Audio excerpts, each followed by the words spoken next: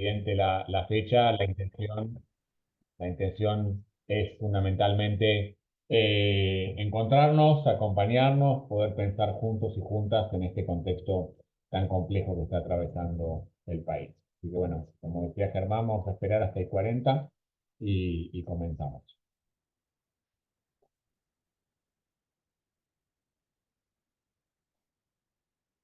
José, Felice, no sé, mientras tanto, si querés hacer una breve presentación del CEMUPRO para la gente que por ahí no conoce tanto al centro.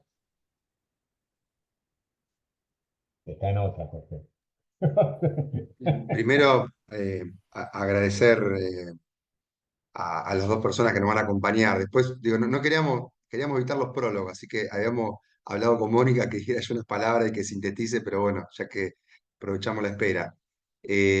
Centro de Estudios Municipales y Provinciales, un centro de estudio que tiene más de 30 años y que lo fundó el querido compañero Hermes Wiener, al calor un poco de lo que fue la propuesta que iniciaba y que se generaba en Rosario, que después eso fue generando un espacio, una usina de ideas y que fue justamente formalizado como Centro de Estudios Municipales y Provinciales, también al calor de los equipos técnicos de lo que fue en el 2003 la primera intentona de ganar a la provincia de Santa Fe, que bueno, después se logró en el 2007, y por supuesto también acompañando toda en la escena nacional lo que fue la presencia de lo que fue el FAP con la candidatura de Hermes en el 2011.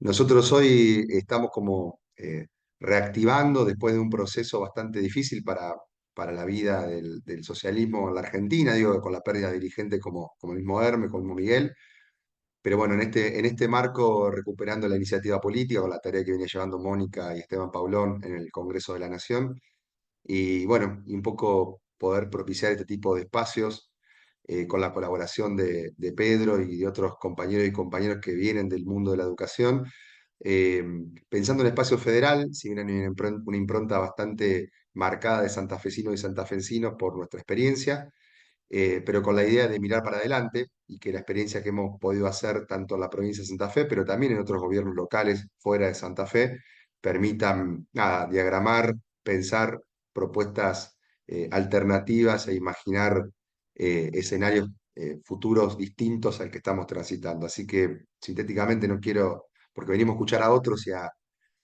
y a reflexionar juntos, también mandarles una salutación por este día, que nos encontremos, que de alguna manera también lo estemos conmemorando, festejando, encontrándonos, abrazándonos, aunque sea de esta manera virtual, y agradecer a los dos expositores que nos van a ahorrar con esta participación, que intenta hacer un conversatorio y que permita generar un ida y vuelta. Eh, Contarles por último nada más, nosotros estamos con una idea que es poder en marzo del año que viene dar a conocer una serie de lineamientos sobre diferentes ejes programáticos para la agenda nacional. Educación es uno de ellos, pero hay comisiones de trabajo sobre políticas sociales, sobre materia de seguridad, desarrollo económico sostenible, cosas específicas como régimen penal juvenil, políticas de salud, por supuesto. Así que esto se enmarca también en esa iniciativa. Así que nada, agradecemos la participación y que nos ayuden a pensar, a reflexionar, a ponernos incómodos también, con lo cual para nosotros es muy importante que nos ayuden a un poco a mover la cabeza, ¿no? Y hacernos preguntas que quizás desde el campo del progresismo, de la socialdemocracia, también hace falta dar ese debate. Así que nada, agradecerles la participación. Pero bueno, insisto, cuando ustedes lo dispongan, porque estamos más o menos en horario, Sí, Germán. ¿te parece, José? Seguimos con Mónica, ¿eh? Asasí abrimos el conversatorio. Bueno, gracias. Perfecto, Yo me dos parece bien. palabras, porque gracias por permitirme participar en un día bastante complejo, pero primero homenajearlos y homenajearlas en su día, todos los que abrazan la tarea educativa. Bueno, quizás hoy tengamos que reconocer aún más en la difícil situación que estamos. La verdad que ustedes saben que Esteban, que está ahora haciendo una nota en La Nación sobre jubilación nacional, pero se va a sumar en un ratito, está en la Comisión de Educación y como contaba Flavia, gracias Germán por permitirnos escucharlos y reflexionar, pero Esteban está en la Comisión de Educación, así que nos interesa escuchar, para proponer, para debatir y también para dar un rumbo y un debate hacia el futuro.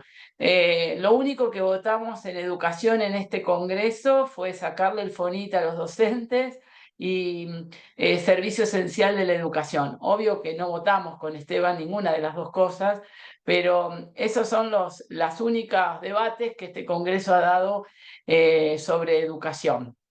Ninguno alentador hacia el futuro, y ha planteado la desresponsabilización de los gobiernos nacionales, porque es un planteo que fundamentalmente, salvo para limitar la huelga, que podemos discutirla, pero el servicio esencial tenía un único objetivo, que es limitar el derecho a huelga y que el 30% se quede de guardia y reciba a todos los niños y niñas que tengan que llegar a la escuela. Después la otra responsabilidad, la nación se está desprendiendo de su responsabilidad, inclusive rectora, ¿no? de educación y salud, de las dos cuestiones fundamentales en el desarrollo de un país.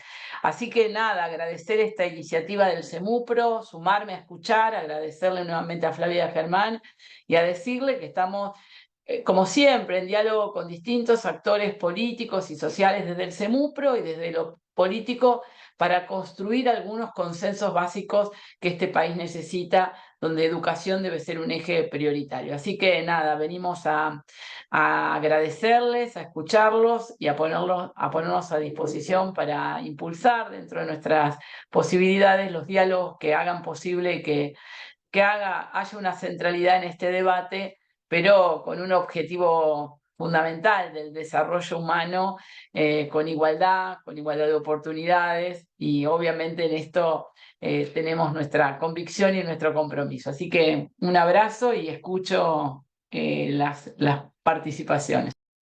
Bueno, gracias Mónica. Entonces, para ya abrir el conversatorio, simplemente presentarlos y presentarlas. Ustedes saben que el nombre es La Política Educativa en Foco, Maestros, Maestras, Saberes y Política en Tiempos de Incertidumbre.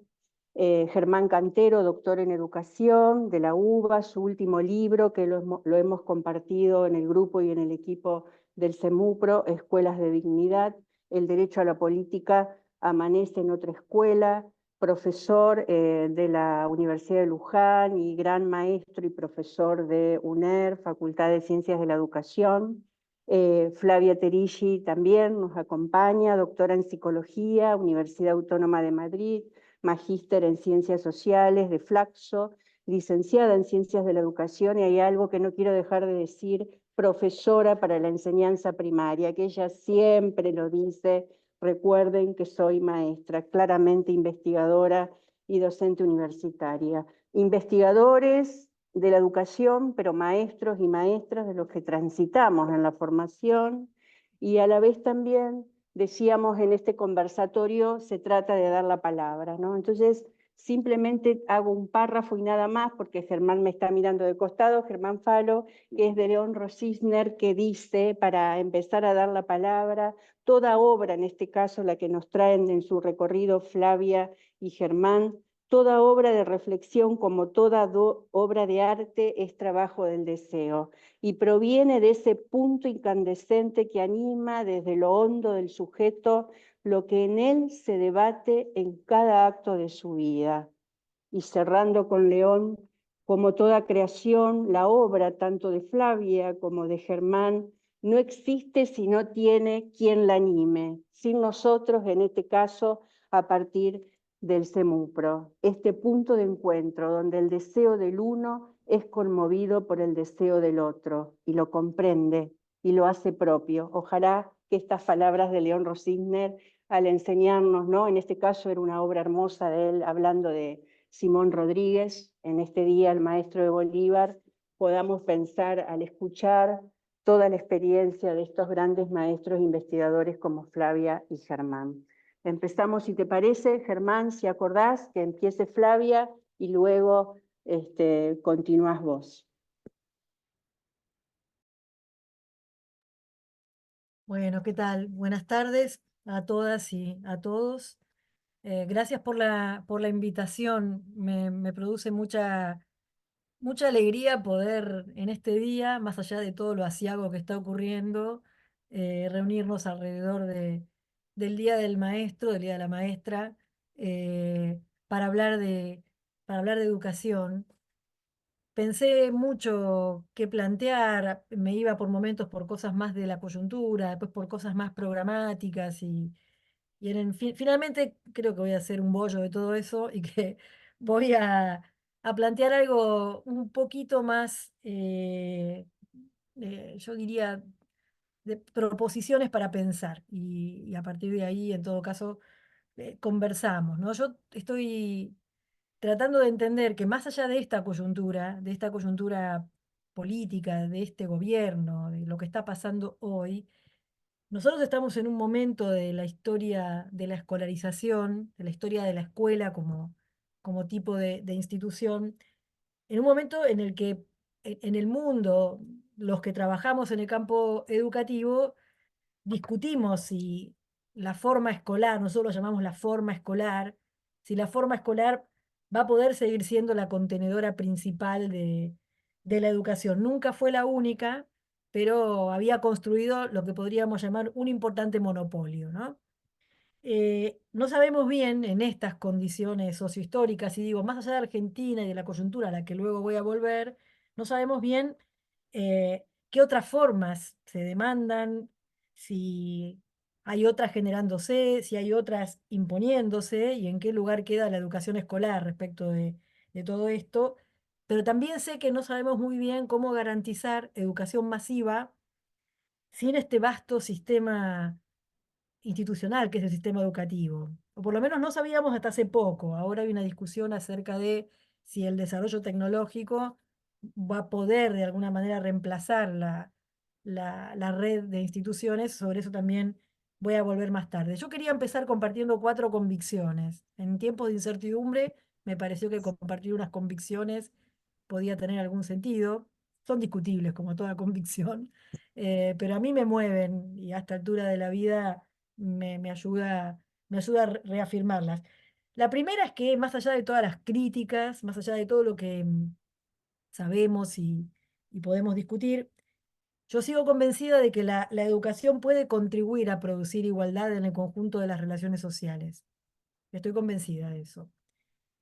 Eh, por supuesto, entiendo que la educación escolar hace muchas cosas, algunas que van en línea de producir igualdad y otras que no.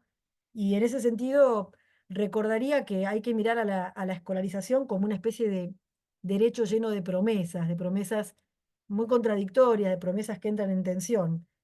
Por un lado podemos decir, la escuela ha sido parte y es parte del proceso de gubernamentalización de la sociedad, produce cierta forma de disciplinamiento, todo lo que ya sabemos, también ha contribuido y sigue contribuyendo a la ruptura del monopolio de ciertos instrumentos culturales, que si no fuera por la escuela probablemente seguirían en manos de unos pocos. Por supuesto, en esta convicción de que la educación escolar puede contribuir a producir igualdad, la pregunta es cómo, ¿no? La segunda convicción, yo tengo la sospecha o la certeza, diría, de que hay una ligazón entre el discurso hostil hacia la escuela, hay un discurso hostil hacia la escuela, y el hecho de que la escuela lo que ha hecho en el último tiempo es incorporar masivamente a las mayorías sociales. Para mí hay una ligazón ahí. La creciente democratización de la educación, por lo menos en términos, si ustedes quieren, del acceso y la permanencia en la escuela, no me parece que no tenga nada que ver con con la crítica acérrima a la escuela como institución. Antes de la pandemia, un francés que leemos mucho, Philippe Mérier, decía que las democracias tienen una posición ambivalente con respecto a las escuelas, ¿no? Por un lado, quieren que todos aprendan lo mismo, pero después, si todos aprueban, dicen que las escuelas son demagógicas y que no asumen la función de preparar para las funciones sociales, que quiere decir no asumen la función de diferenciar y seleccionar. Entonces ahí hay un discurso ambivalente, una especie de crítica a la misma escuela para todos, al mismo tiempo que si se piensa en diversificar la propuesta escolar, entonces aparece la idea contraria, pero igualmente sostenida, de que diferentes tipos de escuelas convalidan la desigualdad. Yo pienso que los 40 años de democracia en Argentina tienen un saldo que para mí no tiene dudas en la democratización del sistema educativo, no solamente en el sentido de la ampliación de la concurrencia a la escuela, sino también en aspectos cualitativos de la experiencia escolar, como por ejemplo los avances en la educación sexual integral, en el acceso a las tecnologías, en la incorporación de cierto pensamiento crítico a las maneras de pensar los contenidos del currículum. Y esto no quiere decir que estoy diciendo que está todo bien. Lo que estoy diciendo es que si comparamos la escuela de 40 años atrás con la escuela del presente, hay un salto indudable de democratización. Y en ese sentido quiero ser testaruda, si ustedes quieren, sostener cierta testarudez contra el discurso hostil que estigmatiza a la escuela porque estigmatiza a las mayorías sociales que poblaron en los últimos 70 años, por ejemplo, las aulas de nivel secundario, que pueblan en la actualidad las aulas de la universidad pública, y entonces ahora la universidad pública entra en cuestión como entraba en cuestión hace 70 años la escuela secundaria. Se amplía, entonces no vale. Ahí hay algo que hay que discutir. La tercera convicción tiene que ver con las formas de pensar el futuro de la escuela. Hace un año más o menos que vengo diciendo que hace un año leí una, una cosa que publicó Manuel Becerra en la revista Anfibia que a mí me produjo un gran impacto. Él estaba hablando del tema de las nuevas tecnologías como contenido escolar y estaba hablando de inteligencia artificial, criptomonedas, no estaba hablando de la computadora en el aula. Y él decía que pensamos a veces en la cuestión de las tecnologías, algo así como, bueno, ahí está el futuro, ese es el futuro, ¿no? Y entonces la escuela tiene que incorporar el futuro. Y él cuestionaba en ese texto esta manera de pensar las cosas. Él decía, hablamos como si el presente fuera esclavo del futuro y no al revés. Tendríamos que recordar que el presente es condición de posibilidad del futuro. El futuro no son cartas que ya se jugaron y que ya no dependen de nosotros. Hay algo de las apuestas que hacemos en el presente que producen o que contribuirán a producir algún tipo de futuro. Entonces la pregunta podría ser hoy, bien en términos freirianos, ¿no? ¿Qué se puede hacer hoy para que mañana se pueda hacer lo que hoy no se puede hacer? Esa sería la pregunta que no tenemos que perder. Los problemas de la educación escolar son los problemas de un sistema de escala mundial en un mundo que ha cambiado, pero que ha cambiado en buena medida por lo que el mismo sistema escolar ha contribuido a producir. Y aunque haya algunas señales universales de preocupación y de agotamiento, yo no renuncio a la idea de que el futuro lo estamos armando ahora, no somos esclavos del futuro, somos parte de quienes lo habremos de armar. Y la cuarta convicción que quiero compartir tiene que ver con un problema que tenemos que tratar de eludir, que es el problema de quedar encerrados o encerradas en posiciones defensivas de aquellas condiciones del sistema escolar que sabemos que conspiran contra el cumplimiento de derechos. Hay algo ahí de defender a la escuela de la crítica que nos pone muchas veces en un lugar defensivo o nos deja en posiciones reactivas frente a cualquier cambio, en especial si los cambios los proponen sectores políticos en los cuales no solamente no tenemos confianza, sino que estamos en una oposición muy, muy clara, ¿no? Voy a poner un ejemplo de afuera del mundo de la escuela para que se entienda, ¿no? Por ejemplo, cuando usamos el concepto de soberanía para defender derechos, no quiero herir la susceptibilidad de nadie, ¿no? Pero usamos soberanía digital, soberanía alimentaria, soberanía científica. Cuando usamos el concepto de soberanía, ponemos a los territorios, a sus poblaciones y a sus gobiernos como si fueran los organizadores del derecho. Y el derecho es en tanto humanos, no en tanto habitantes de un país bajo un gobierno o en un territorio. Y la conspiración contra el cumplimiento de derechos, cualquiera que sea el derecho en el que estemos pensando, desde el agua hasta la conectividad, la conspiración contra el cumplimiento de derechos no es de países, es de una parte de la humanidad muy poderosa que está distribuida por todo el planeta y que se organiza en lo que Sassen llama formaciones predatorias. No están en un país, están en todo el mundo Y nosotros con conceptos como soberanía, lo que hacemos es convertir al territorio, la población y el gobierno como organizador del derecho y no a la humanidad como organizadora del derecho. Esto no es para decir no se puede usar la palabra soberanía, es para decir tenemos que poder discutir las categorías en términos de las cuales defendemos los derechos, porque son categorías que terminan reproduciendo algunas de las cosas que discutir. Dicho sea de paso, estas fuerzas, esto que se hacen llama las formaciones predatorias, son fuerzas que aparecen como incomprensibles e incontrolables para la mayor parte de los habitantes del mundo, y ahí hay una tarea de la escuela, que es la tarea de formar capacidades para analizar estos procesos históricos y hacer que todas las formas de vulneración de los derechos puedan ser objeto de análisis. Hoy no llega a percibirse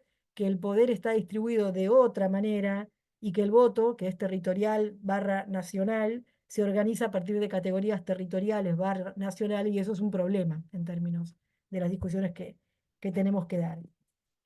En ese sentido, y ahora me salgo de las convicciones y voy a un par de cosas más que quiero plantear, en ese sentido es que a veces nosotros nos convertimos sobre la base de asumir ciertas categorías, ciertos discursos, bien sea reactivos o bien sea defensivos, en algo así como representantes de un sistema escolar en cuya estructura a veces los problemas no llegan ni siquiera a ser nombrados como problemas. Hay cosas de las que no hablamos. No me atrevo a decir cuántas o cuáles son, pero yo creo que hay cosas de las que no hablamos, y entonces como hay cosas de las que no hablamos, vienen bajo la forma de la Declaración de la Educación como servicio esencial. Y ahí nos escandalizamos, nos asustamos, y está muy bien que nos escandalicemos y que nos asustemos, pero yo me preguntaría por qué no hablamos de lo que en todo caso deberíamos hablar. Eh, y respecto de lo reactivo, pienso, por ejemplo, en dos anuncios de política, yo ni siquiera diría que son políticas, dos anuncios de política que ocuparon mucho el centro de la discusión, una más que la otra. Me refiero al Plan Nacional de Alfabetización del Gobierno Nacional y a la mal difundida secundaria virtual o virtualización de la escuela secundaria del Gobierno de la Ciudad de Buenos Aires. Y me pregunto por qué no podemos sentarnos a discutir estas políticas en cuanto tales. Yo después voy a hacer un pequeño ensayo respecto del Plan Nacional de Alfabetización, pero digo, antes de salir a reaccionar rápidamente contra cualquier política sobre la base de que como viene de quien viene no confiamos en ella, nada, ¿por qué no nos podemos sentar a hablar de ciertas cosas? Por ejemplo, yo no me opondría a la incorporación de algún grado de virtualidad a la escuela secundaria. Y con eso no estoy diciendo, reemplacemos la escuela secundaria presencial por conexiones a la web. Pero una cosa no es lo mismo que la otra y es una discusión que me parece que podríamos dar. Volviendo al inicio de lo que expuse, a esta idea de el problema que tenemos, que es entender este momento histórico del proceso de escolarización y contribuir a producir su futuro, quería referirme a dos cosas más y con esto, en todo caso, cerrar y quedar después disponible para lo que podamos conversar. Una es la cuestión esta de las tecnologías y el futuro sin escuelas, ¿no? Cuando, cuando el gobierno de la Ciudad de Buenos Aires anuncia la política que anuncia, la reacción nuestra es como si estuviese diciendo que el futuro es sin escuelas. Y yo me quiero detener un poquitito en eso, porque también hay que recordar que la escuela es una tecnología. La escuela es una tecnología bastante reciente desde el punto de vista sociohistórico, y como toda tecnología tiene sus posibilidades y tiene sus límites. Y en algunos aspectos la escuela como herramienta se muestra relativamente incapaz de cumplir ciertas expectativas que ponemos en ella. Nosotros estamos viviendo un fenómeno, el de la digitalización, el de la organización de cada vez más procesos sociales en plataformas, que está impactando directamente en la escolarización, pero no del modo en que lo habíamos imaginado. ¿Se acuerdan que cuando yo trabajaba de maestra y discutíamos la incorporación de las tecnologías, a mí me mandaron a hacer en la escuela en la que yo estaba un curso de un lenguaje que se llamaba Logo, que era para que los chicos empezaran a programar? Me da ternura esta esta anécdota, pero tiene que ver con que lo que imaginábamos era cómo íbamos a meter la tecnología en la clase escolar. Esa era la pregunta. Y hoy lo que está ocurriendo es que la digitalización está reorganizando los modos de producir, de difundir, de transmitir, inclusive de evaluar el conocimiento. Y esto pone en cuestión la organización escolar, que está basada en la reunión de los cuerpos y en la delimitación de una afuera, que ahora cuesta cada vez más delimitar respecto al campo de la escuela, ¿no? Es probable que aparezcan nuevas tecnologías, es probable que aparezcan gurúes que anuncien que las nuevas tecnologías van a reemplazar la tecnología de la enseñanza, y en ese sentido yo quiero dejar planteada una pregunta que voy a retomar inmediatamente después de referirme al segundo tema, que es la pregunta de, bueno, y entonces, ¿para qué vale la pena reunirse en la escuela? ¿Para qué vale la pena estar juntos en la escuela? Que me parece que es la pregunta que tenemos que poder contestar. El otro punto que quería tocar es esta categoría que se utiliza recientemente para hablar de lo que está pasando con el aprendizaje. Se utiliza la categoría aprendificación, es una categoría bien fea, pero, pero muy utilizada últimamente. Por ejemplo, la pueden encontrar en trabajos de Noguera Ramírez y de Marín Díaz. Ellos dicen algo así como, la crisis es un acontecimiento mundial que ya tiene algo así como medio siglo, tiene un impacto en el aprendizaje, vaticinios que nos dicen que vamos hacia una educación individualizada, que cada sujeto armaría algo así como a la carta, ¿no? Piensen en el discurso del aprendizaje y la educación permanente, en los discursos de autoayuda, en no buscar un aprendizaje específico, sino la capacidad de aprender permanentemente. Algunos de estos son lemas caros, queridos por los y las educadoras y educadores. También se lo puede ver como una especie de estrategia de gobernanza contemporánea que lo que produce formas de individualidad cada vez más autogobernadas, ¿no? Produce personas dispuestas a aprender, pero dispuestas a adaptarse, dispuestas a hacer la suya en un contexto en el que la solidaridad, la idea de un destino común, la idea de que es con los otros, es con las otras, es una idea que está cada vez más alejada. Es una especie de gubernamentalidad específica que va ligada a la gestión de sí, ¿no? Y entonces, tanto la cuestión de la tecnología como la cuestión de la gestión de sí, la aprendificación de la que hablan estos autores, plantea la pregunta con la que quiero cerrar, y es: ¿para qué vale la pena estar juntos en la escuela? Además del cuidado, podríamos decir, bueno, el cuidado está en el origen de la escuela desde fines del siglo XVII. Bueno, además del cuidado, además de la llamada socialización, además de estos objetivos que cumple la escuela en estos aspectos y que quedaron bien de manifiesto en la pandemia, donde era claro que ahí nos estaba faltando el cuidado y la socialización. ¿Para qué vale la pena estar juntos en términos del aprendizaje, ¿no? Uno podría decir, bueno, la cuestión colectiva de la escuela, el hecho de juntarse en la escuela, es algo así como un imponderable, una cosa que no podemos evitar, ya que no es económicamente posible el modelo individualizado, entonces hubo que colectivizar el aprendizaje, pero entonces ahora las tecnologías y la gestión de sí nos permitirían individualizar. Bueno, ahí, en esa trampa es en la que en todo caso me quiero detener, frente a vaticinios que nos dicen, como decía recién, que vamos hacia una educación individualizada, que cada quien se armaría a la carta. La pregunta es: ¿qué nos perdemos cuando no estamos en la escuela?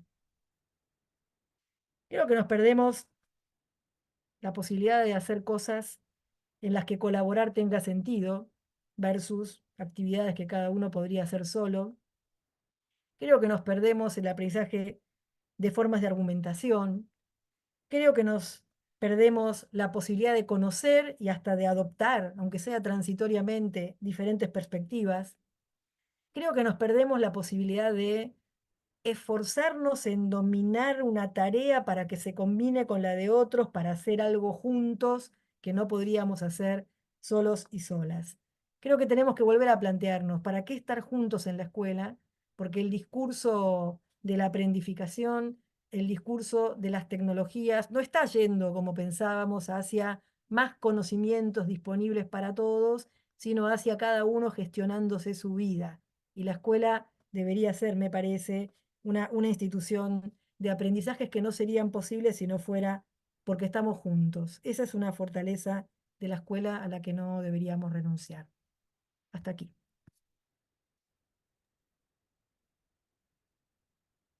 Germán.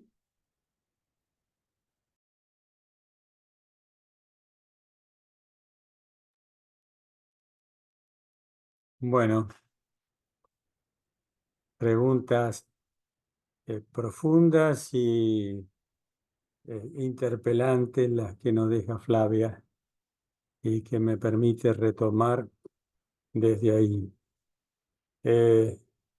Yo quisiera, antes de entrar rápidamente en tema, rápidamente recordar qué pasa hoy, qué, qué, cuál es la densidad simbólica de un día como hoy. Porque un día como hoy, además de conmemorar nuestro propio día, yo también soy maestro eh, y maestro de los maestros normales.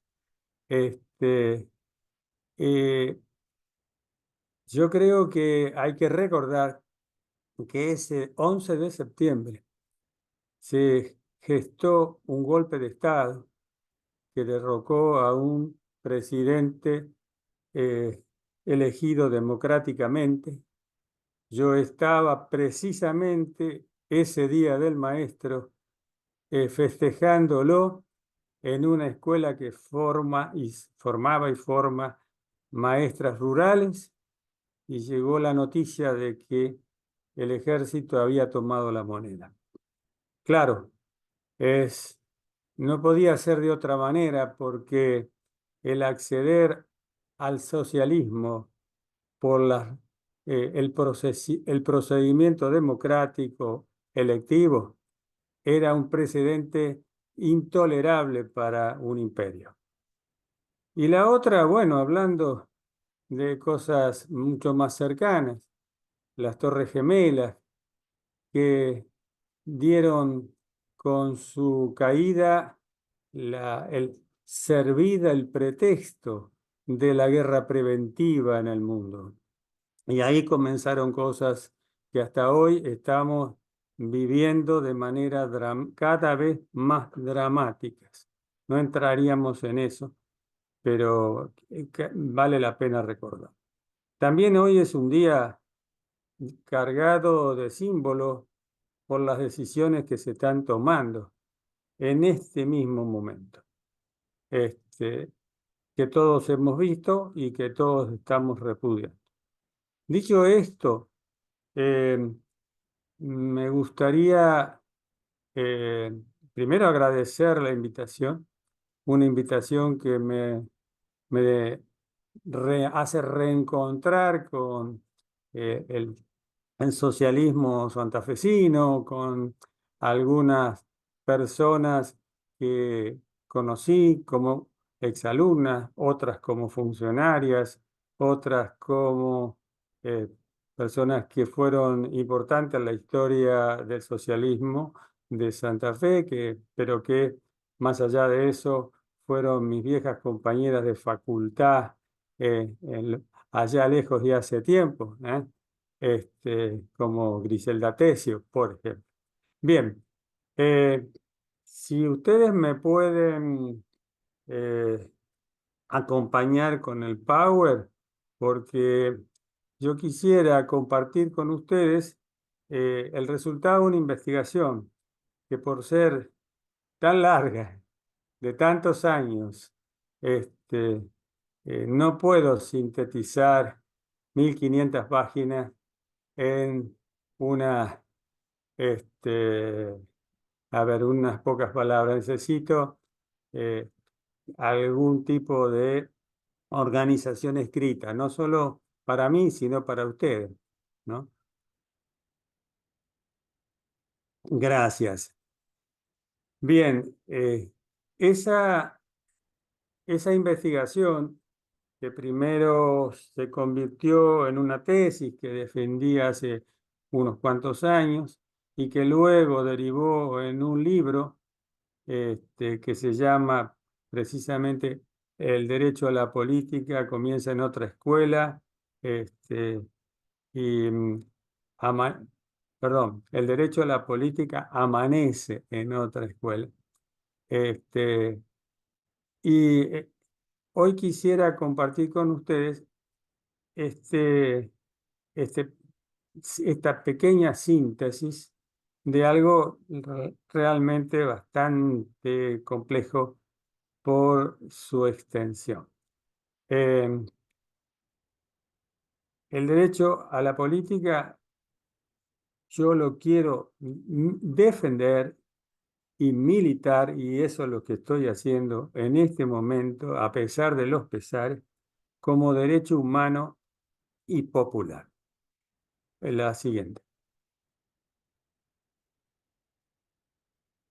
Y en este presente que estamos viviendo todos, este presente me hace insistir en algo que se ha convertido como, para mí, como prioridad de militancia, que es el de sembrar la semilla de la política como derecho humano y popular, decía, porque es un derecho que es bisagra, porque abre la puerta de los demás derechos y puede acortar aquello de que entre el derecho y el hecho hay un largo trecho.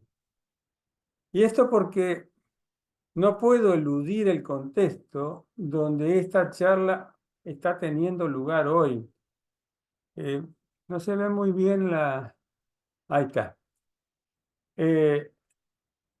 Porque el mundo, digamos, eh, nos hemos convertido en el centro de la atención mundial y el mundo nos mira con una mezcla de sorpresa y de sorna como el experimento que trata de convertir a una sociedad conocida por su falta de respeto por los poderosos en una sociedad que ahora come dócil de la mano de la casta. No sé si les suena.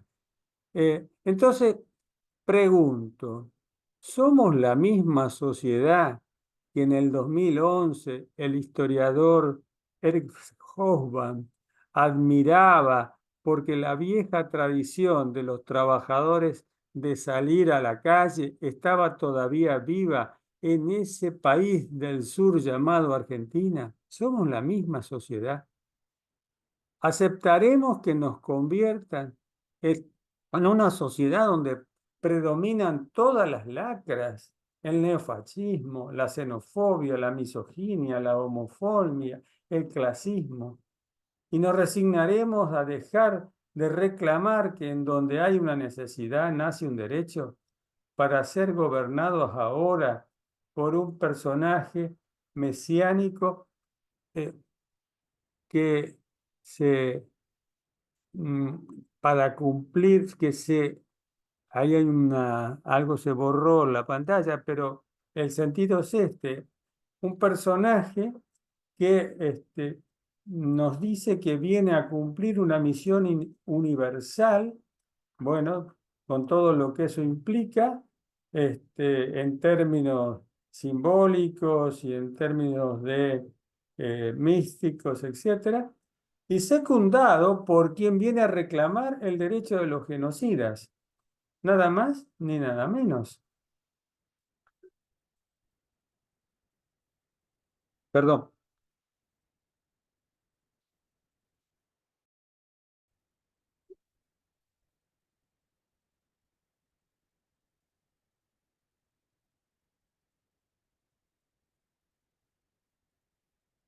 Elemental apagar el celular y uno lo pide para los demás y se olvida de apagarlo para uno.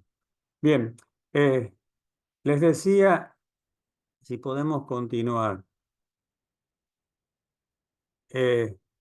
¿Puede ser?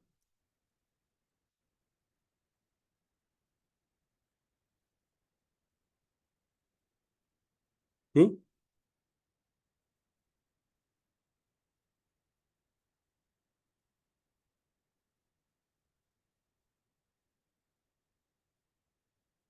Entonces, en este nuevo contexto, que como todos imaginamos, cada vez más resulta insoportable,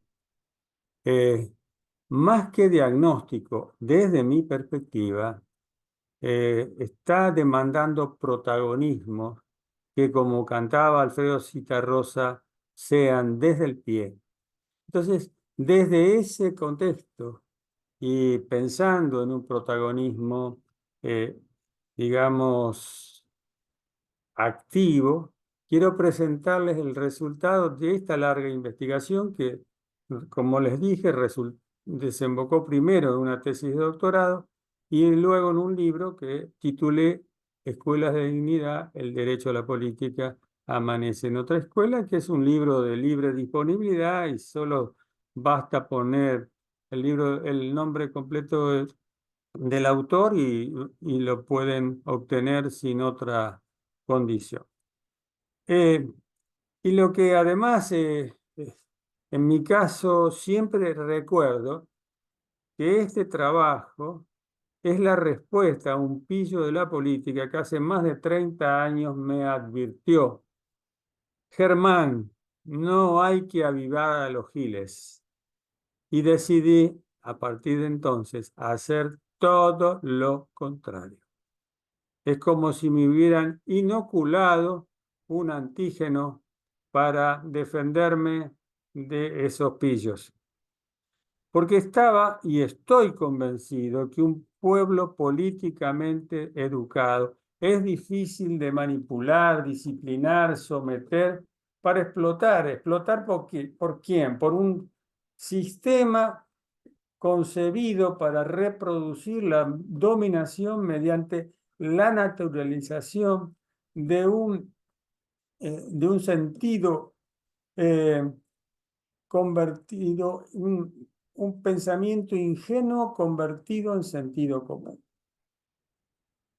A diferencia de quien propone transformar la Argentina, como todos sabemos, dentro de 35 años, en lo personal y a través de la investigación he podido constatar que el largo camino hacia un Estado postcapitalista y postcolonial ya ha comenzado y sigue aconteciendo en cada escuela que produce en su interior y en su entorno local una transformación social con los mismos criterios, decía Dussel, Enrique Dussel, que hace pocos años nos dejó, con los mismos criterios de las transformaciones extremas.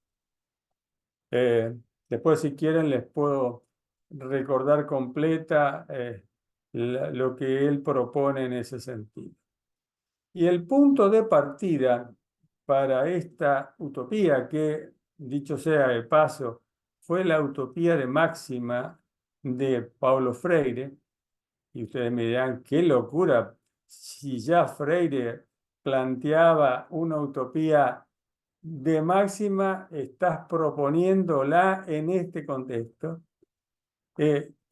Yo insisto que el punto de partida no es un punto de partida inasible, es desde la investigación una realidad constatada en varias regiones del país a través de experiencias de directoras y directores que con sus equipos educan para el ejercicio del derecho a la política como derecho humano y a que hace tiempo existen esas experiencias. Eso sí, son pocas y vulnerables. Entonces, es una investigación que pone en foco lo que yo he llamado el currículum total, que es el conjunto de experiencias de aprendizaje, de conocimiento, de prácticas, a partir de los que gobiernan y gestionan estas escuelas desde la construcción de gestiones autónomas. Todo esto lo podemos desarrollar porque cada renglón es para una charla. Este currículo, además, y esto lo constaté, ha sido respetuoso de la sensibilidad de los niños, sin bajadas de línea, sin discursos desde arriba, a través de un proceso que nada tiene que ver con adoctrinamiento, que es el argumento estrella de la extrema derecha y de las derechas en general. Por el contrario, convencido de que las enseñanzas que estas experiencias nos han dejado pueden comenzar hoy mismo su expansión si nos animamos a luchar lo suficiente. ¿Con qué pretensión? Que a su egreso los niños y adolescentes de las experiencias investigadas tomen la conciencia de ser sujetos de derecho. Niños y adolescentes que han comprendido, por ejemplo, que vivir en basurales y comer de lo que otros tiran no es su destino, ni se debe a la voluntad de un Dios que los castiga, y tampoco que para cambiar situaciones como esta deben esperar que esa situación les baje de regalo desde el poder. ¿Y cuáles han sido los sujetos, la cobertura y las modalidades que investigué en este sentido? Los sujetos fueron niños y adolescentes pertenecientes a 2 experiencias que se ubican en 5 regiones socioculturales del país: la Patagonia, el conurbano bonaerense, el litoral, el impenetrable chaqueño y el noroeste, y más allá, el sur de Brasil. Se trató de experiencias gestadas en escuelas por iniciativas de pequeños grupos y también de otras contenidas en movimientos y organizaciones sociales, como el movimiento de sacerdotes para el tercer mundo, en los orígenes de la experiencia del impenetrable chaqueño, y el movimiento de los sin tierra en el sur de Brasil, y organizaciones como Gente Nueva en la periferia de Bariloche y la organización barrial Tupac Amaru en Jujuy. Esta última no la pude investigar con todo el desarrollo de las demás, porque entre mi directora de tesis y mi propia compañera culminaron a que termine de una vez esto que estaba haciendo, y entonces, bueno, 2 mujeres ya es demasiado, uno la propia y la otra una directora, entonces me restringí un poquito en el desarrollo de eso. Ahora,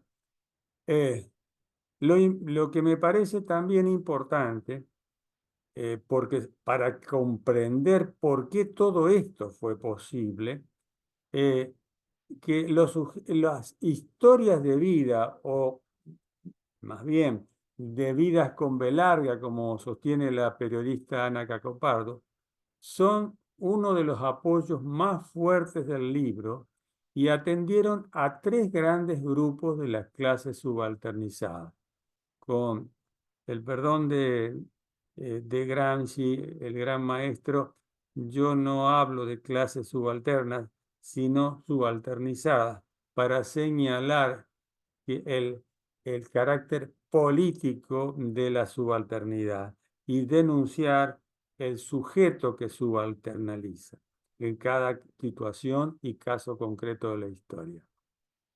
Y entonces atendieron a los marginados urbanos en el conurbano bonaerense y en la periferia de Santa Fe, la ruralidad campesina en Entre Ríos y Río Negro, los pueblos originarios, Mocoy o Mocoví en Recreo de la ciudad de Santa Fe, Huichí en el impenetrable chaqueño y Mapuche en la línea sur entre Neta, en la línea sur rionegrina.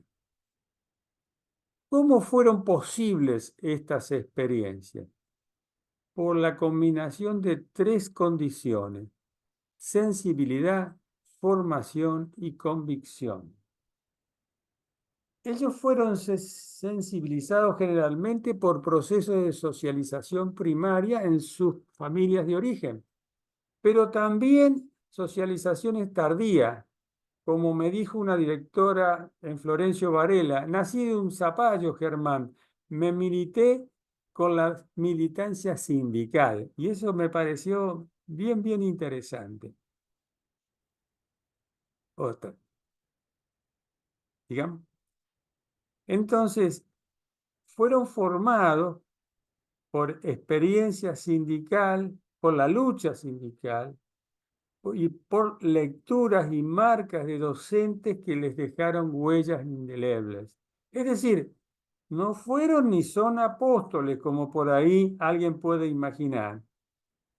Y además, docentes y sobre todo directoras y directores con convicciones fuertes, como certezas que surgieron de estas marcas y de la ternura y la pasión que les despertó el trabajo pedagógico. Les aclaro que yo veo una partecita nomás del, del Power porque en el costado está aparecen todos ustedes y bueno, Ujú. pero Bueno, no perdón importa, eso. me acuerdo Germán, lo igual vamos organizando el tema del horario, nada más, Sí, sí. Sí, sí, bárbaro. Bueno, ¿qué prácticas organizaron estas experiencias? En general, prácticas orientadas a dignificar la vida de los chicos y sus entornos barriales y rurales, identificando sus demandas, sus derechos conculcados, pisoteados. Para ello, ¿qué fue necesario? Y acá viene el proceso. Salir, como lo llamaba alguien, salir de los muros. Hay una película inclusive en ese sentido. ¿Para qué? Para ver y entender. La directora de Santafesina lo llamó el relevamiento permanente, para, por ejemplo, identificar los basurales, para forestar aquellas cavas e incluso procurando hacer del cirujeo cartonero un oficio lo más seguro posible en el mientras tanto. Ese mientras tanto después me gustaría definirlo, porque, bueno, por eso lo he remarcado.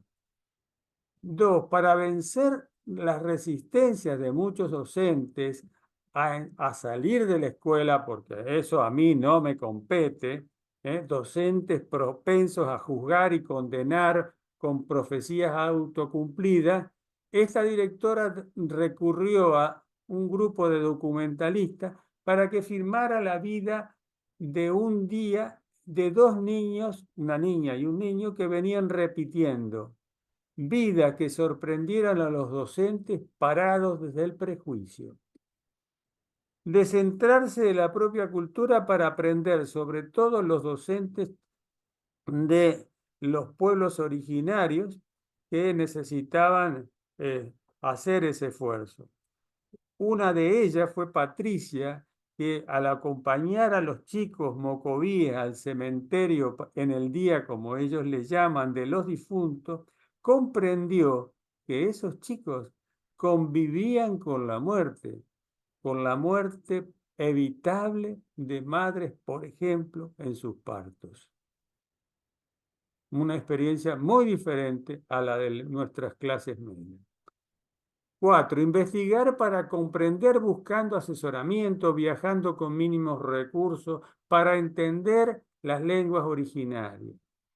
Desnaturalizando las situaciones que sufrían los chicos y sus familias, para explicarles que esas situaciones no eran normales, eran evitables y por lo tanto susceptibles de problematizar en el sentido de que podían ser paliadas e incluso resueltas.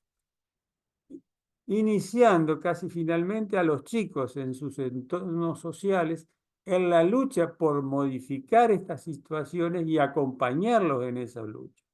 E incluso algunas directoras y directores emparejando sus vidas para que esas vidas sean en lo posible muy próximas a las vidas reales de sus alumnos. Entre un ejemplo, por ejemplo, era parir los hijos, en el caso de el impenetrable, en los mismos hospitales donde parían la población originaria, en el caso de el impenetrable chaqueño, en el pueblo de Sausalito. También para a ver, no puedo ver aquí muy bien, pero también democratizando las gestiones y logrando de muchas maneras la participación de los chicos y su familia. ¿A través de qué?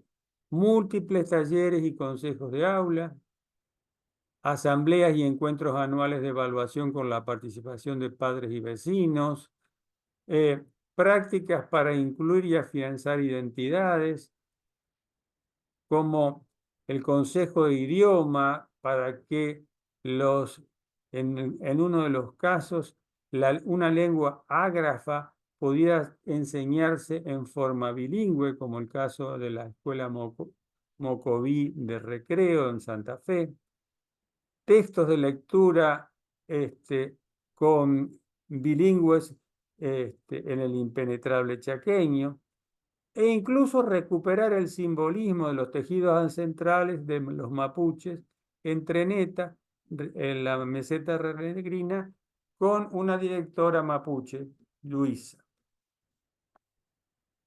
Bueno, finalmente, ¿y en qué contexto se publicó este libro?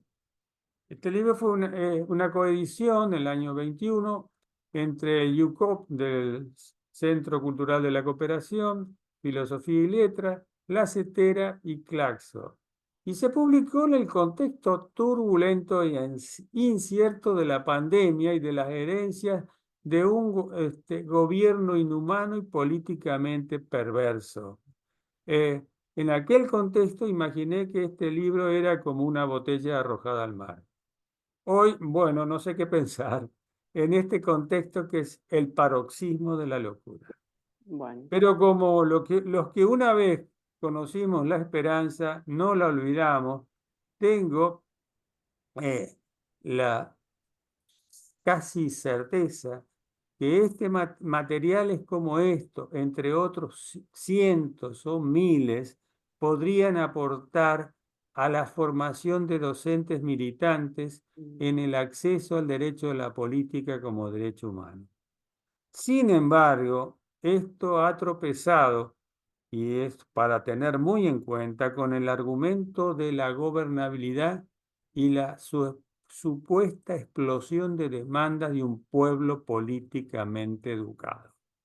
Quizás algún día los gobiernos progresistas comprendan el sentido profundo de el lema zapatista de mandar obedeciendo, y que el Estado no debiera ubicarse por encima ni separado de la sociedad, e inicien el largo camino, quizás muy largo, hacia un Estado postcapitalista y postcolonial. En América Latina, algunos políticos ya marcan este rumbo.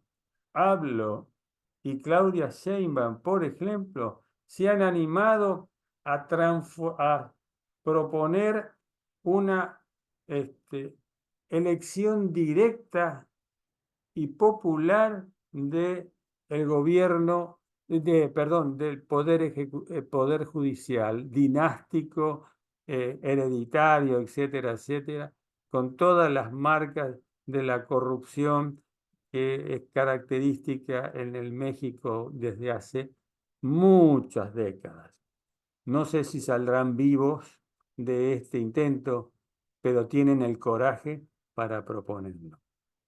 En esta dirección también pueden hacer fuerza los movimientos de las mujeres sin miedo, como decía Eduardo Galeano, los movimientos ecologistas y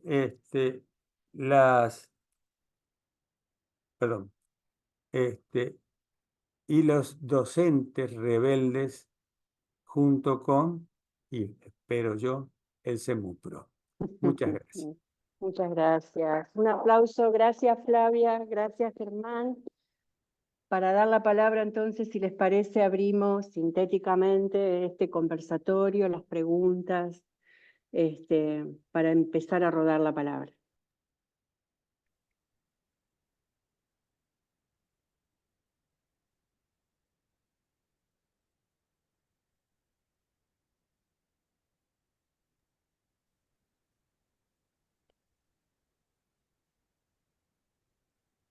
A mí, permiso, Vivian, desde Entre Ríos, Fernando, Hola, Fernanda, bárbaro.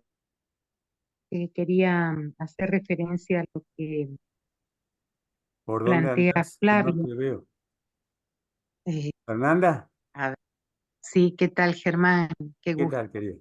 Sí, decime. La consulta más que nada era en relación a lo que planteó Flavia sobre esta cuestión de como que hay una intención, ¿no? Del presente, de empezar a construir un futuro donde el uso de las tecnologías podría ser, ¿no? Alejarnos un poco de nuestros estudiantes, de lo que es el gran logro de la educación, que es la socialización, del trabajar con otros pares.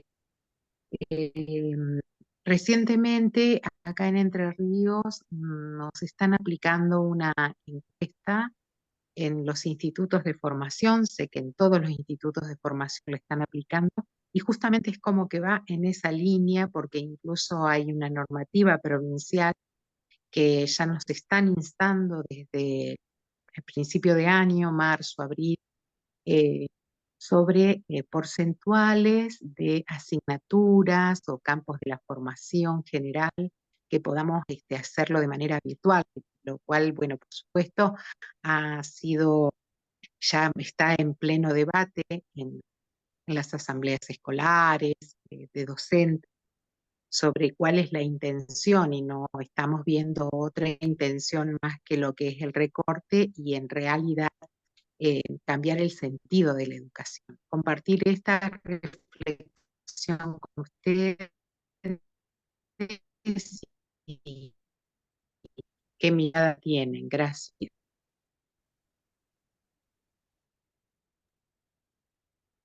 Juntamos un par de preguntas, ¿no? Y juntemos. Dale, dale. Levantó la mano Anselmo, si les parece, y disculpen que esté diciendo esto, pero con un poco más de síntesis, como para que podamos entrar más varios con nuestras palabras y nuestras preguntas. Así que más o menos 4 por ahí, si te parece, Pedro, y después los escuchamos a Flavia y Germán.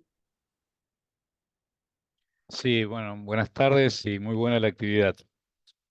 Siendo sintético, bueno, yo estuve tomando nota, por eso he apagado la cámara y bueno, tengo un montón de inquietudes, pero sobre fundamentalmente las preguntas de Flavia, entre las preguntas y las convicciones me trajeron algunas preguntas, ¿no? También. Y fundamentalmente a partir de la última, el para qué vale estar junto en la escuela, ¿no? Y,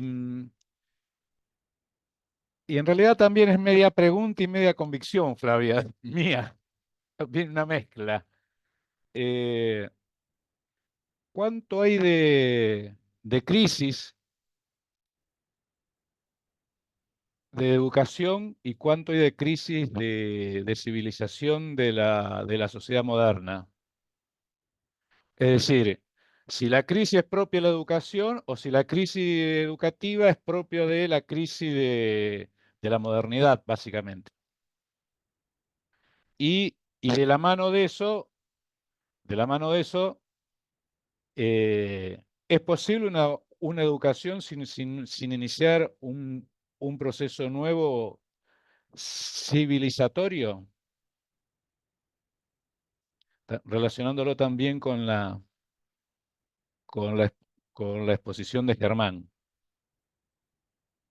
Bien, gracias Gra- Anselmo por la síntesis. Jorge Luis también levantó la mano y alguien más, si les parece, sumarse para alguna pregunta. Hola, un placer haberlos escuchado, realmente. Los he leído cuando he estudiado, por supuesto. Simplemente corto.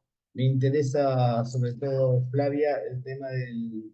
Yo soy docente en superior y en media adultos, pero me interesa mucho el tema del Plan Nacional de Alfabetización. ¿Qué tenés para decir de eso? Una más, si les parece, y abrimos con Flavia y Germán. Bueno, hay un montón en todas las preguntas, pero no sé si alguien, a lo mejor algo no dicho, ¿no?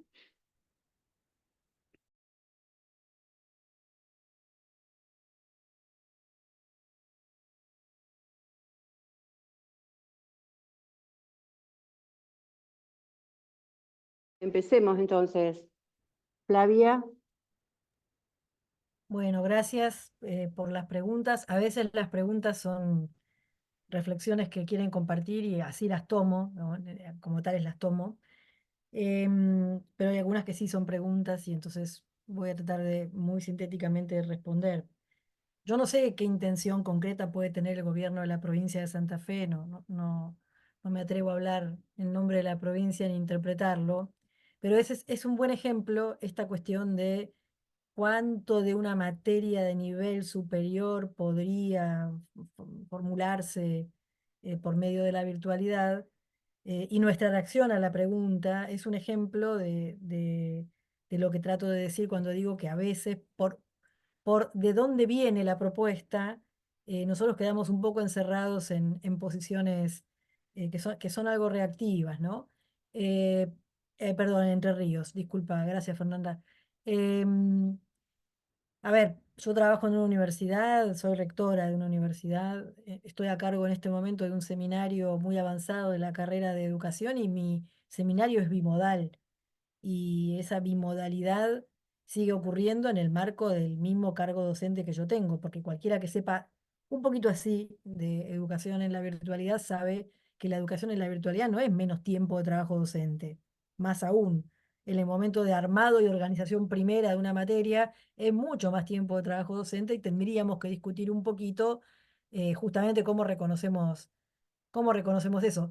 Por cierto, tampoco se reconocía en la presencialidad. Quiero decir, cuando vos por primera vez dabas una materia, el armado del programa, el armado de las experiencias que querías proponer, la selección bibliográfica, te tomaba muchísimo más tiempo que el tiempo de tu carga presencial de trabajo con los estudiantes. Siempre hubo un tema ahí en la cuestión educativa entre que se reconoce el momento de la interacción pedagógica, digámoslo así, y no se reconoce todo el otro trabajo que involucra la docencia. Yo pienso que tenemos que poder incorporar las formas bimodales de enseñanza y en todo caso dar una discusión muy seria sobre lo que esto significa en términos de trabajo docente, que es una discusión que falta. El temor docente suele ser que la educación virtual es menos trabajo docente y yo creo que hay que mostrar que es más trabajo docente o por lo menos un trabajo de otro tipo y estamos en condiciones de mostrarlo sin duda.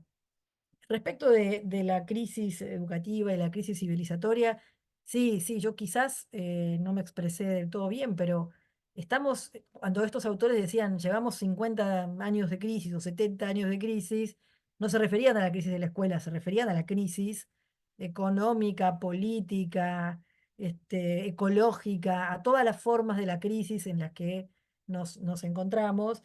Eh, me resulta difícil contestar si es posible una educación nueva sin un nuevo proceso civilizatorio. Creo que ahí lo que tiene para aportar Germán es mucho más valioso que lo que tenga para decir yo, pero lo que sí diría es, nosotros tenemos un vastísimo sistema institucional que es el sistema escolar, y la pregunta es si lo vamos a dejar afuera de lo que sea que entendamos como cambio civilizatorio o vamos a tomarlo como una herramienta de ese cambio. Y en parte ahí tomo la reflexión de Becerra cuando decía, bueno, El futuro no son cartas que ya se jugaron, el futuro lo hacemos nosotros, ¿no? Y lo hacemos, entre otras cosas, en la escuela.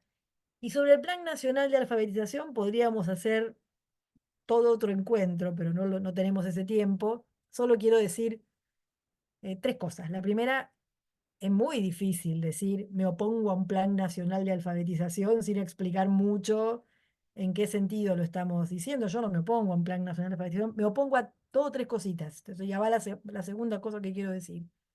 Me opongo a aceptar que la política educativa del gobierno de Javier Milei es el Plan Nacional de Alfabetización, porque también es la política la eliminación del incentivo docente, también es la política la falta de compra de libros, también es política la falta de reparto de comida en los comedores escolares, también es política el desmantelamiento del Infod, también es política el desfinanciamiento universitario y podría seguir.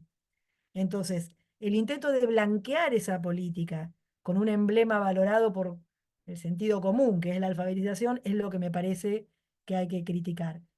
Y la otra cosa que diría, y con esto cierro, este, la, muchos de los que están acá deben haber leído y valoran mucho, como yo lo valoro mucho, a ese hermoso psicólogo cognitivo estadounidense que era Elliot Eisner.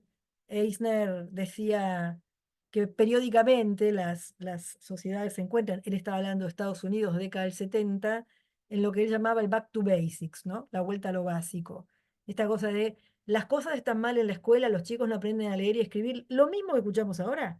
Los chicos no aprenden a leer y escribir y entonces habría que volver a lo básico. Y Eisner decía, toda vuelta a lo básico es una decisión de escamotear grandes sectores de la cultura para aquellos a quienes las personas que están haciendo esta crítica consideran que, bueno, prioricemos lo básico. Cuando logre lo básico vemos lo otro. Yo creo que hay que discutir la restricción de la experiencia educativa que comporta el hecho de decir la política educativa es el Plan Nacional de Alfabetización. Y no quisiera que quede dicho en ningún lugar que me opongo a que nos ocupemos de la alfabetización. Lo que quiero decir es, hay mucho maquillaje ahí. Eso.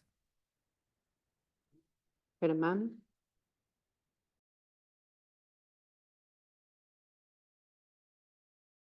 Estás muteado, Germán, estás muteado.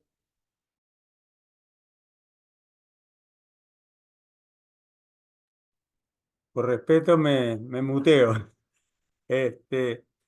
Me parece que acá hay que poder distinguir, primero, que el cambio de época incluye una complejidad enorme de situaciones y de procesos.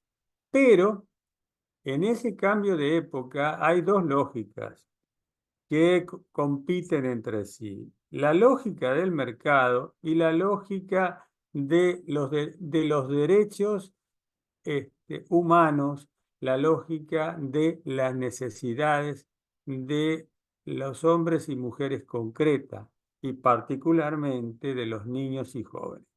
Entonces, desde la cuestión está en estar muy atentos para discernir esas lógicas. Y cuando uno empieza a discernir esas lógicas, queda claro el propósito subyacente.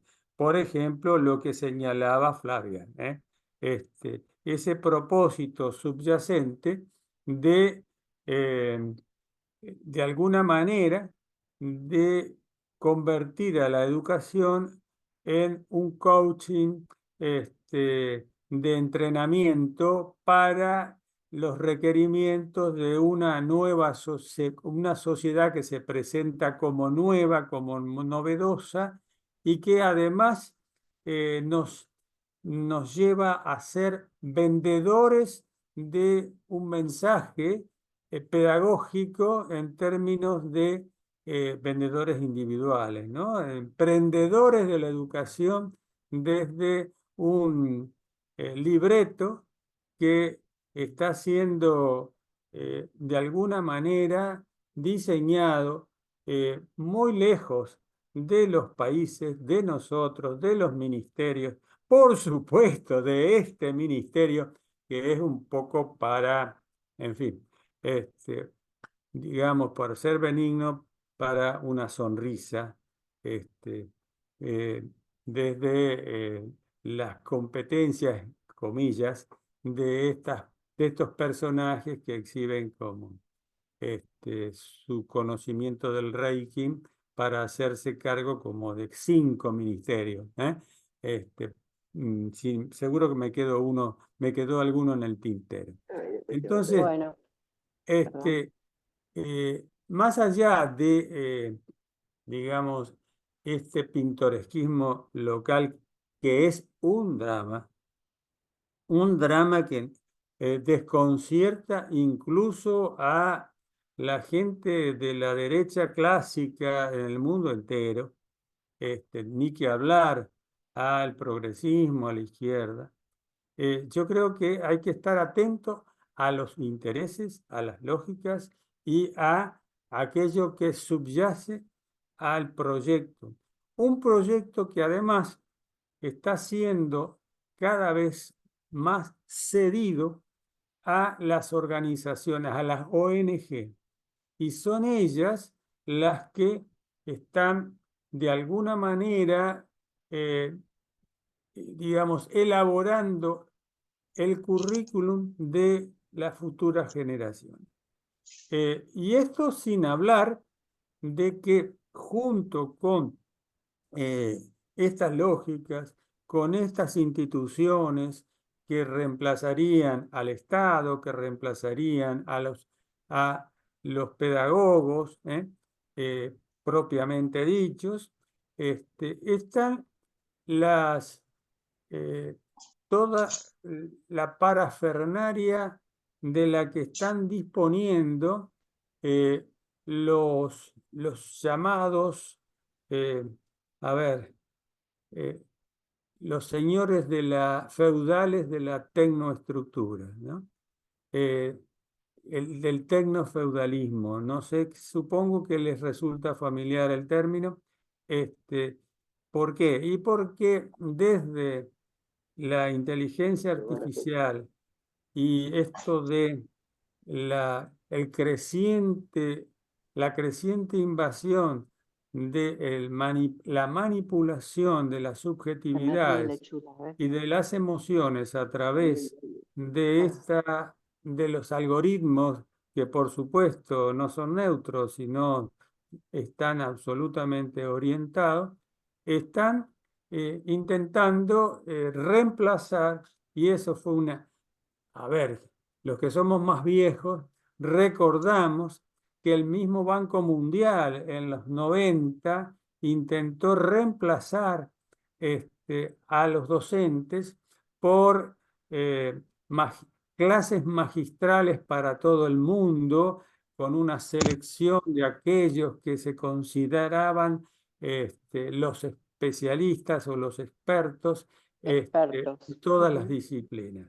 Bueno, algo parecido se está reciclando, pero con otros recursos y con tecnologías que calan muy hondo.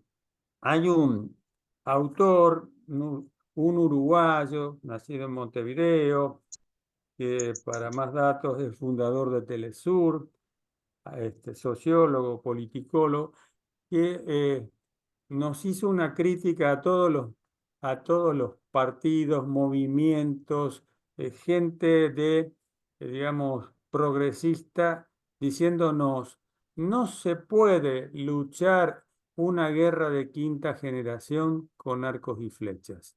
Es decir, nosotros no podemos enfrentar en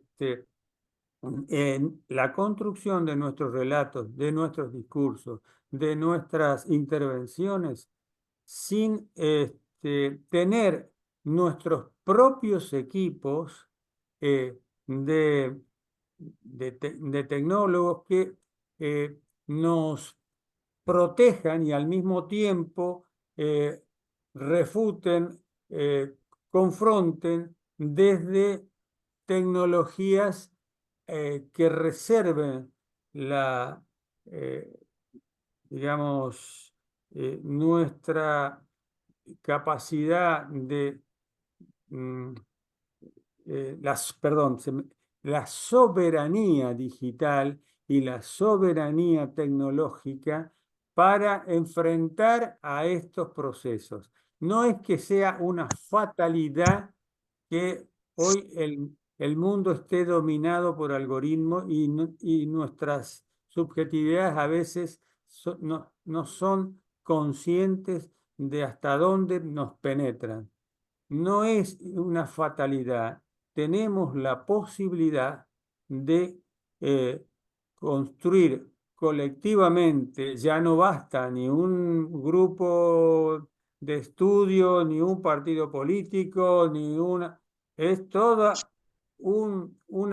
la sociedad progresista de izquierda que se organice, porque además tiene con qué, recurriendo a quienes, a los que en las universidades, en los institutos científicos como el INVAP, etcétera, están en condiciones de generar, antes que el perverso los destruya, que lo está haciendo a escalas, a toda velocidad, para contar con nuestros propios recursos a oponer a, a ese embate. Y esto es posible, todavía es posible, pero hay que tener, digamos, hay que aterrizar, ¿eh?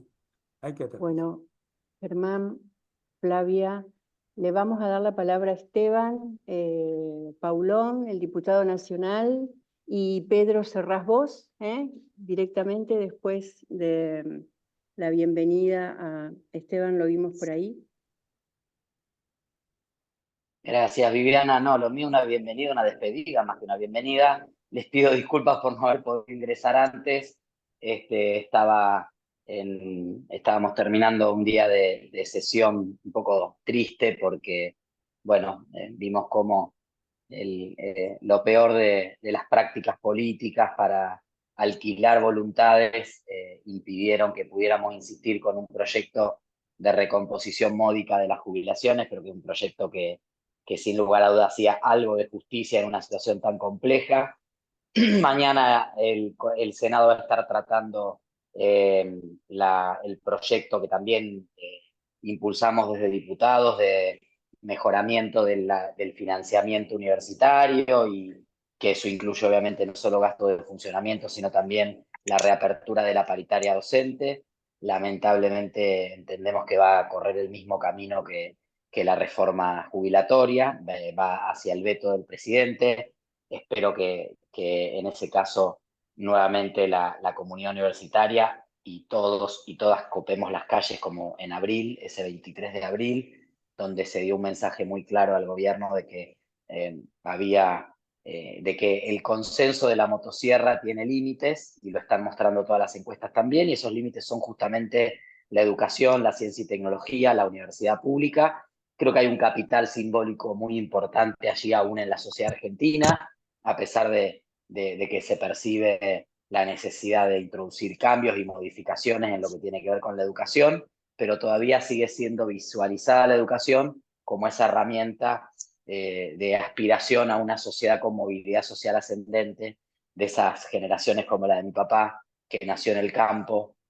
Yo siempre digo, nació en el campo, hacía queso y salame en el sótano de la casa familiar, y fue el primer abogado escribano graduado universitario de su familia, y creo que esa aspiración de progreso social, la educación y la universidad pública lo siguen simbolizando, así que es un valor que tenemos que sostener, que tenemos que pensar sin prejuicio de qué manera dar los debates que hay que dar, porque objetivamente, si bien sigue siendo muy valorado socialmente, hay temas para ajustar y para corregir y para mejorar. Eso desde ya nunca va, hoy en el Día de Maestros y Maestras, nunca va en contra de la docencia, sino viene a ser colaborativamente con la docencia y con otras herramientas y elementos que tienen que ver con la infraestructura escolar, salario docente, las condiciones en que los chicos y las chicas llegan tanto a la educación obligatoria como a la universidad. Agradecerles a ustedes por acompañarnos hoy y sumar estas ideas y estas perspectivas, esta reflexión colectiva que estamos haciendo desde el CEMUPRO. No sé si anda por ahí José Felice, pero felicitar también que está con mucha actividad el CEMUPRO, y gracias a ustedes que nos aportan estas ideas. Y para terminar, que me están llamando de un noticiero. Un día estuve con Feynman, que no es una experiencia, les puedo asegurar, pero salí vivo, así que, y ahora me meto en un noticiero, pero decirles, confesarles que mi canción favorita, Patria, es el himno a Sarmiento, que tiene el himno más lindo de todos, así que en el Día del Maestro siempre lo recuerdo con mucho cariño. No a Sarmiento, sino a su himno, que es una canción muy, muy simpática. Para mí, el más lindo de todos los himnos patrios. Bueno, gracias por sumarse. Ojalá podamos seguir diciendo feliz día de los maestros y las maestras, celebrando la vocación docente, celebrando la educación pública y celebrando la posibilidad de una sociedad que se perciba y se construya mejor para las generaciones futuras. Sin educación eso es imposible. Gracias por sumarse.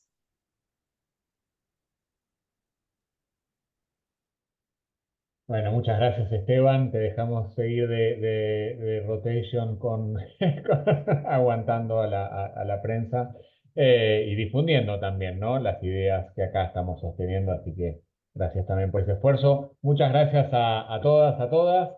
Me quedo contento, feliz a pesar de este contexto y de la situación en la que está atravesando el país, de habernos encontrado, de escuchar a dos personas tan valiosas, tan inteligentes, talentosas y sobre todo generosas. Lo he tratado menos a Germán, pero sí mucho a Flavia, y cada vez que ha sido convocada, que se le pide una ayuda, una idea, un compartir sus experiencias, siempre está. Así que muchísimas gracias por eso. El placer de escucharlos, de escucharlas y de intercambiar y de debatir. Y todo esto nos da nuevas energías para seguir pensando una agenda realmente progresista. Como bien decía Flavia, que haya una política no significa que esa sea la política que tenga que estar, y es necesario seguir impulsando otra serie de ideas, de debates, de posiciones, para realmente generar esta instancia de igualdad, de justicia, y por qué no de poder pensar en esa igualdad desde la diversidad, en esa igualdad que está en el germen, ¿no? de la sociedad argentina, ¿no? Una idea de